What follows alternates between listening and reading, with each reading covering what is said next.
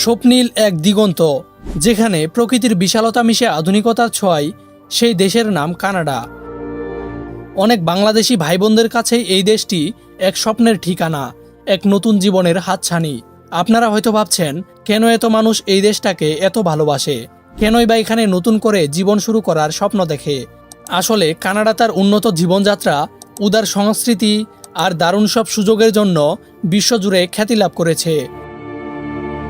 এখানে শুধু নতুন জীবনের স্বপ্নই নয়, বরং নিরাপদে ভালো থাকার এবং নিজেদেরকে বিকশিত করার এক অসাধারণ সুযোগ রয়েছে। থিঙ্ক নো অ্যান্ড মোরের এই পর্বের আলোচনার দেশ হলো কানাডা। সর্বশেষ তথ্য অনুসারে কানাডার মোট আয়তন ৯৯,৮৪,৬৭০ বর্গ কিলোমিটার। এই বিশাল আয়তন কতটা বড় বোঝাতে গেলে বলতে হয়, এটি আমাদের বাংলাদেশের চেয়ে প্রায় ৬৮ গুণ বড়।